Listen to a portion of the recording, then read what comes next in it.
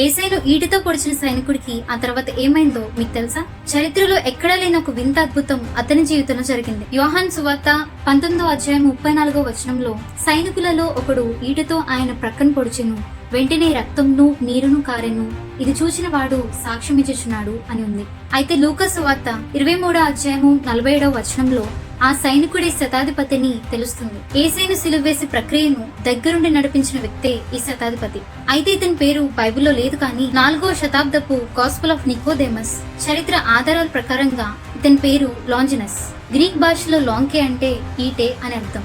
అతను వాడిన ఆయుధాన్ని బట్టే చరిత్రలో అతనికి లాంజినస్ అనే పేరు స్థిరపడిపోయింది. ప్రాచీన కథనాల ప్రకారం లాంజినస్ కి తీవ్రమైన కంటి ఇన్ఫెక్షన్ వల్ల కంటి చూపు మసకబారింది.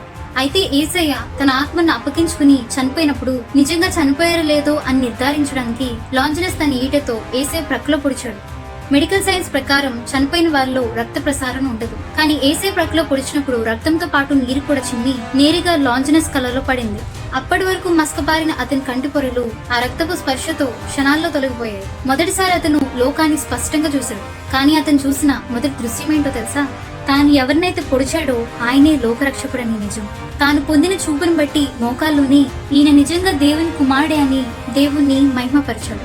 నిజానికి శతాధిపతి తనపై అధికారి దగ్గర నిలబడ్డం తప్ప వేరే మనిషి ముందు కానీ లేదా నేరస్తుడి దగ్గర కానీ మోకరించకూడదు. అలా మోకరిస్తే పదవిని కోల్పోవడమే కాకుండా మరణశిక్ష పడుతుంది. కానీ శతాధిపతి ఇవేమీ లెక్క చేయకుండా సిలువ దగ్గర మోకరిల్లి దేవుని కుమారుడని ఒప్పుకుని సాక్ష్యం ఇచ్చి దేవుణ్ణి మహిమపరిచాడు. అంతేకాదు చూపు వచ్చిన వెంటనే లాంజినస్ పారిపోలేదు. తాను కళ్ళతో చూసిన నిజాన్ని చాటి చెప్పాలనుకున్నాడు. యేసయ్య పునరుద్ధానం తర్వాత యూదుల పెద్దలు సైనికులకు లంచమిచ్చి శిష్యుల శవాన్ని దొంగిలించారని అబద్ధం చెప్పమన్నా లాంజినస్ అందుకు ఒప్పుకోలేదు. తన సైనిక పదవిని హోదాని విడిచి బాప్తీసం తీసుకుని తన సొంత ఊరు అంటే ఇప్పుడు మోడర్న్ టర్కీలో ఉన్న కప్పదోకియాకు వెళ్లి తాను కళ్ళారా చూసిన నిజాన్ని లోకానికి ప్రకటించడం మొదలుపెట్టాడు. చివరికి రోమన్ గవర్నర్ అతన్ని పట్టుకుని దేవుని దూషించమని హింసించిన వినకపోవడంతో అతని తలనరికి చంపేశారు. అలా దేవుని కోసం ప్రాణమిచ్చి సెయింట్ లాంజినస్ గా చరిత్రలో నిలిచాడు. లాంజినస్ జీవితం మనకు ఒకటే గుర్తు చేస్తుంది.